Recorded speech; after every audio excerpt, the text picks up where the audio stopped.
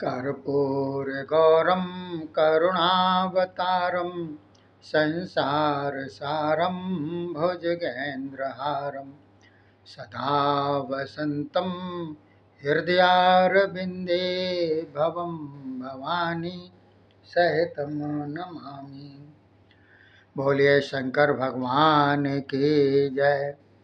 बोलिए शिव महापुराण की जय। बोलिए हिंदू सनातन धर्म की जय। देखिए साथियों, ये 54वां अध्याय चल रहा है, जिसमें बाणासुर की भुजाओं का कटना तथा अनिरुद्ध उषा का विवाह शिव महापुराण में बतलाया गया है। तो किस प्रकार से है देखिए साथियों। श्री सनत कुमार जी बोले, हे व्यास जी, जुम्बरास्त्र द्वारा महादेव जी अपने पुत्रों के साथ मोहित होकर सो गए। तब तो श्री कृष्ण के साथ युद्ध करने के लिए स्वयं बाणासुर आ गया। फिर तो श्री कृष्ण ने घोर गर्जना करके अत्यंत पराक्रम के साथ उससे युद्ध करना आरंभ किया। प्रथम अपने धनुष के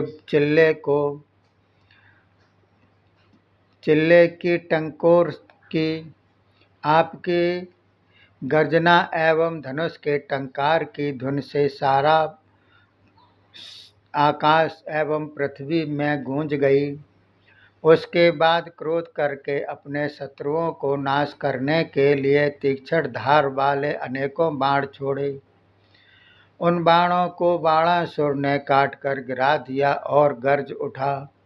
यादव भयभीत हो गए। हे व्यास जी, फिर श्री बलदेव जी ने सभी यादवों को उत्साह दिया और शत्रुओं के साथ लड़ने लगे। इधर श्री कृष्ण बाणासुर को घोर युद्ध होने लगा। पक्षीराज गरुड़ भी अपने पंखों से शत्रु दल का विनाश करने लगे। यह देखकर बाणासुर ने अपने 1000 हाथों द्वारा बाण चलाकर गरुड़, श्री कृष्ण एवं यादवों पर प्रहार कर दिया। तब तो क्रोध में आकर श्री कृष्ण ने भी अपने बाणों द्वारा बाणासुर के रथ, छत्र, घोड़े, धनुष आदि सभी काट डाले। फिर शिवजी की आज्ञा से ही अपने सुदर्शन चक्र द्वारा बाणासुर की 996 भुजाएं काट डाली, केवल 4 रहने दी। उनको भी सिर के साथ काटने की इच्छा करने लगे। ठीक उसी समय सदाशिव बोले, हे देवकी नंदन श्री कृष्ण, ऐसा मत करो, इसकी 4 भुजा मत काटना। इसकी 996 भुजाएं तुमने मेरी आज्ञा से काट डाली हैं। मैं प्रसन्न हूँ, तुम मेरी आज्ञा पालने वाले हो, यह इच्छा ही है, यह अच्छा ही है। अब बाकी रहने दो, अपना सुदर्शन चक्र लौटा लो।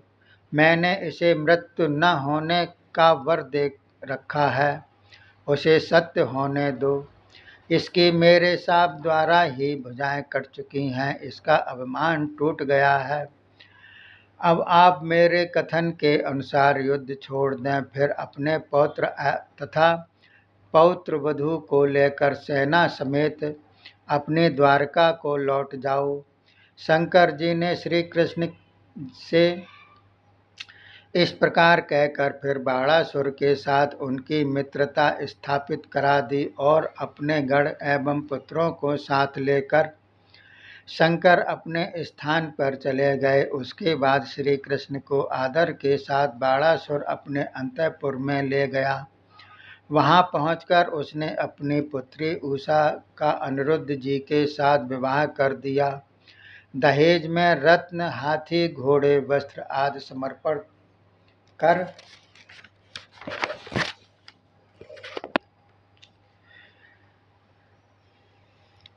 श्री कृष्ण जी को प्रसन्न किया। फिर श्री कृष्ण जी अपने नाती अनिरुद्ध और पुत्र वधू उषा एवं योगिनी चित्रलेखा को साथ लेकर प्रसन्नता पूर्वक बाणासुर से विदा होकर अपने द्वारकापुरी में लौट गए। बोलिए शंकर भगवान की जय। अब यह शिव महापुराण का 55वां अध्याय चल रहा है, जिसमें बाणासुर को गाढ़पत्य पद प्राप्त होना बतलाया गया है। श्री वेद व्यास जी पूछने लगे, श्री सनत कुमार जी, उषा अनिरुद्ध के विवाह हो जाने के बाद श्री कृष्ण को विदा करके बाणासुर ने फिर क्या किया? अब यह कथा सुनाइए। श्री सनत कुमार जी बोले, हे परम ज्ञानी व्यास जी, विवाह करने के बाद बाणासुर अपने भूलों को स्मरण करके पछताने लगा और अत्यंत दुखित हुआ। ऐसा देखकर नंदीश्वर आदि शिवगण उसे समझाते हुए बोले, हे बाणासुर, तुम तो सदा शिव के परम भक्त हो, इस प्रकार से दुखी क्यों हो रहे हो? भक्तों पर दया करने वाले भगवान शंकर तो सदा अपने भक्तों की रक्षा किया करते हैं। यह सब कुछ उनकी इच्छानुसार हुआ है। अपने मन में उनकी इच्छा को प्रधान समझकर संताप मत करो। हे व्यास जी, गणों के इस प्रकार वचन सुनकर बाणासुर शंकर जी के स्थान पर पहुंचा। प्रणाम एवं स्तुति करके शंकर को प्रसन्न करने के लिए गायन तथा तांडव नृत्य करने लगा। उसके बाद प्रसन्न होकर शिव बाणासुर से बोले, हे बलिनंदन महापराक्रमी बाणासुर, मैं तुम्हारे नृत्य द्वारा प्रसन्न हो गया हूँ, वर मांगो। यह सुनकर बाणासुर बोला, हे प्रभु, पहला वर मुझे अपना बलवान गढ़ बनाओ और दूसरे वर में उषा के पति अनिरुद्ध को शोणितपुर का राज्य प्राप्त हो। तीसरा वर ब्रह्मा विष्णु आदि देवताओं से मेरा वैर न हो। फिर रजोगुण तमोगुण वाली असुर योनि में मेरा जन्म न हो। मैं अपना भक्त बना रहूं, मैं आपका भक्त बना रहूं और आपके भक्तों के साथ मेरा प्रेम बना रहे। हे प्रभु, इसी प्रकार का मैं आपसे वर चाहता हूँ। श्री सनत कुमार जी बोले, हे व्यास जी, इस प्रकार बाणासुर के वचन सुनकर शंकर जी ने तथास्तु कहकर सभी वर दे दिए। फिर आप वहां से अंतर्धान हो गए। उसके बाद समय के अनुसार बाणासुर शिव जी का गढ़ हो गया। उनकी सेवा में पहुंचकर परम प्रसन्न हुआ। बोलिए शंकर भगवान की जय। बोलिए शिव महापुराण की जय। देखिए साथियों, अब ये आपका 56वां अध्याय चल रहा है, जिसके अंतर्गत गजासुर वध बतलाया गया है। तो श्री सनत कुमार जी बोले, हे व्यास जी, अब मैं आपको भगवान शंकर की परम पवित्र कथा गजासुर नामक दैत्य के वध की कथा सुनाने जा रहा हूँ। सुनिए। जगत पिता भगवान शंकर ने देवताओं की इच्छा के लिए पहले महिषासुर दैत्य का संग्राम के मध्य में वध किया था। उसके बाद उसी के पुत्र महाबली गजासुर ने विचार किया कि मेरे पिता को देवताओं के स्वार्थ में आकर देवी ने वध किया है, अब इसका बदला लेना आवश्यक है। यही विचार कर वह वन में चला गया। हिमालय की गुफा में पहुंचकर केवल पांव के अंगूठे के सहारे खड़ा होकर ब्रह्मा जी को प्रसन्न करने के लिए उसने कठोर तप करना आरंभ कर दिया। इसी प्रकार तप करते करते उसे बहुत सा समय व्यतीत हुआ। तब उसके सिर से उग्र तपस्या के कारण अग्नि की ज्वालाएं निकलने लगीं। वही ज्वालाएं शीघ्रतापूर्वक ब्रह्मांड भर में व्याप्त हो गईं। चराचर लोग पीड़ित हो उठे। तब अग्नि से व्याकुल होकर स्वर्ग छोड़कर ब्रह्मलोक में ब्रह्मा जी की शरण गए। प्रार्थना करते हुए बोले, हे पितामह, अब हम गजासुर के तप द्वारा जल रहे हैं, हमारी रक्षा करो। हम क्या सारे का सारा ब्रह्मांड नष्ट होने को है, रक्षा करो। यह सुनकर ब्रह्मा जी ने देवताओं को धैर्य दिया और आए गजराज गजासुर के आश्रम पर पहुँचे और कहने लगे, हे महिषासुर पुत्र गजासुर, अब मैं तुम्हारी तपस्या से प्रसन्न हो गया हूँ। तपस्या छोड़कर खड़े हो जाओ, मनचाहा वर मांगो। इतना सुनकर गजासुर तुरंत ही तपस्या से उठ खड़ा हुआ, प्रणाम करके गदगद वाणी द्वारा स्तुति करने लगा। देव देवेश पितामह, यदि आप मुझसे प्रसन्न हैं तो कृपा करके मुझे वर दें कि जिन नर अथवा नारियों को कामदेव ने अपने वश में कर लिया हो, उनसे मैं किसी के हाथ से भी मेरी मृत्यु ना हो। मैं महान बली हूँ, समस्त रिद्धि सिद्धियाँ मेरे पास हों। सब देवता एवं लोकपालों को जीतकर मैं अपने पराक्रम से राज्य करूं। श्री सनत कुमार जी बोले। इस प्रकार उसके कथन को सुनकर उसे वर देकर ब्रह्मा जी अंतर्ध्यान हो गए। वर पाकर वह दानव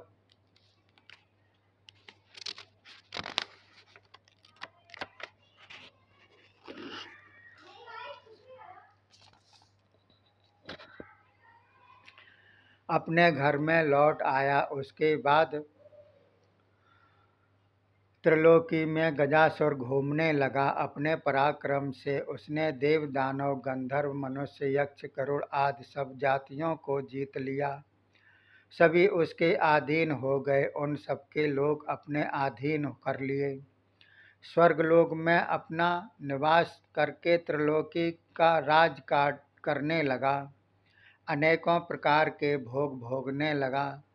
व्यास जी इसी प्रकार आनंद भोग भोगते हुए उस अभिमानी गजासुर को बहुत सा समय बीता। तब उसको अपने पिता का बैर याद आ गया। तब तो उसने ब्राह्मण तपस्वी साधु संत देवता मनुष्य प्रेयथ आदि सभी को कष्ट पहुंचाना आरंभ कर दिया। पृथ्वी पर से धर्म को नष्ट करने पर उतारू हो गया। इसी प्रकार करते करते गजासुर एक बार काशी नगरी में जा पहुंचा। वहां प्रेयथ गणों को मारने लगा। उस समय आनंद वन के रहने वाले त्राह त्राह पुकार उठे, गजा गए, गचा आ की ध्वनि करने लगे। तब तो इंद्रादिक देवताओं को भगवान शिव की शरण लेनी पड़ी। भगवान शिव के पास पहुंचकर देवताओं ने स्तुतियां प्रणाम आदि किए। फिर प्रार्थना करने लगे, स्वामिन आपकी पुरी काशी में गजासुर नाम का दैत्य आप पहुंचा है। वह महाबली है। आपके भक्त सेवक एवं प्रियथ आदि गणों को बड़ी पीड़ा पहुंचा रहा है। इसके बल पराक्रम से तो अचल वस्तु भी चलायमान हो जाती है। तेवाद देव इस दैत्य की लंबाई चौड़ाई 9 योजन के विस्तार की है। अब आप ही कृपा करें, इस महान असुर से हमारी रक्षा करें। हम लोग आपकी शरण में हैं। श्री सनत कुमार जी बोले। व्यास जी इस प्रकार देवताओं की प्रार्थना में भगवान शंकर उस दैत्य को मारने की इच्छा से झट उसके पास पहुंचे और जाते ही गर्जना करने लगे। दैत्य ने अपने सामने शिव को देखा, वह भी गर्ज उठा। तब तो अनेकों अस्त्र शस्त्रों से दोनों ओर का परस्पर युद्ध छिड़ गया। पराक्रमी गजासुर ने शंकर पर पहने पहने बाण छोड़े। शिवजी ने तुरंत ही उन्हें काट गिराया। तब तो क्रोध में भड़क कर गजासुर ने तलवार ले ली, गरजता हुआ शिव की ओर दौड़ा। तब भगवान शंकर ने भी त्रिशूल उस पर चलाया। उस त्रिशूल से दैत्य पराजित हो गया और बोला, भगवान शंकर मैं तो आपका भक्त हूँ। आप सभी देवताओं के स्वामी हो। कामदेव तथा त्रिपुर को आपने ही भस्म किया था। इसी प्रकार मेरा वध भी आप ही करेंगे। तब भगवान शंकर उसके इस प्रकार के वचन सुनकर बोले, हे दानवराज गजासुर, मैं तुम पर प्रसन्न हो गया हूँ, मनचाहा वर मांग लो। इतना सुनकर गजासुर ने कहा, प्रभु, यदि आप प्रसन्न हो तो इस दास को इसे त्रिशूल द्वारा ग्रहण करें और यह शरीर भी अत्यंत कोमल गंध संयुक्त पवित्र हो जाए। और दूसरा वर यह दीजिए, आज से आपका शुभ नाम कृतिवास इन राक्षसों में प्रसिद्ध हो। तब अपने भक्तों पर कृपा करने वाले सदाशिव बोले, दानवराज, तुम पवित्रात्मा हो, तुम्हारा यह शरीर भी पवित्र है। यह काशीपुर मुक्त क्षेत्र है, इसमें तुम्हारा शरीर मेरा लिंग होगा। सभी चराचर प्राणियों को मुक्तिदायक होगा। यह लिंग सभी लिंगों में श्रेष्ठ कृतिवासरेश्वर इस नाम से प्रसिद्ध होगा। श्री सनत कुमार जी बोले, व्यास जी, इतना कहकर श्री महादेव जी ने त्रिशूल द्वारा उस दानव का शरीर अंगीकार कर लिया। उसके बाद दैत्य की मृत्यु हो जाने पर चारों ओर प्रसन्नता छा गई। प्रियत गण एवं देवता लोग उत्सव मनाने लगे। ब्रह्मा आदि सभी देवगण भगवान श्री शंकर जी की स्तुति प्रणाम करके निर्भय होकर अपने अपने स्थान पर चले गए। बोलिए शंकर भगवान की जय। शिव महापुराण की जय। हिंदू सनातन धर्म की जय। अगला 57वां अध्याय चलेगा, जिससे दुंदुभी निहराद वध का वर्णन किया गया है। तो देखिए साथियों, शिव की आप आराधना शुरू कीजिएगा, शिव के उपासक बनिएगा, शिव के भक्त बनिएगा, मन वचन कर्म से शिव की स्तुति करते रहिएगा, जिससे कि आपके जीवन में आनंद और खुशी की लहर दौड़े और आप सुखपूर्वक अपना जीवन यापन करें। शिव की प्रतिमा या शिवलिंग की आप ध्यान कर सकते हैं। शिवलिंग का ध्यान बहुत ही सरल है, इससे बढ़िया सरल कोई भी ध्यान नहीं होता है। आप काम करते हुए भी, किसी भी प्रकार का काम करते हुए शिव का नाम भी जप सकते हैं और शिवलिंग का ध्यान भी कर सकते हैं, क्योंकि शिवलिंग का आकार आप जानते ही है, एक अंडाकार होता है आकार। बस उसके बीच में आप ओम या त्रिपुंड यानी कि 3 आड़ी रेखाएं या फिर ओम का ध्यान उस अंडाकार पत्थर पर कीजिएगा। यही शिवलिंग का आकार होता है। वैसे तो शिव जी के किसी भी श्रृंगार का आप ध्यान कर सकते हैं, उसमें शिव जी की ही कृपा आपके ऊपर रहेगी। तब तक के लिए धन्यवाद। जय हिंद, जय भारत।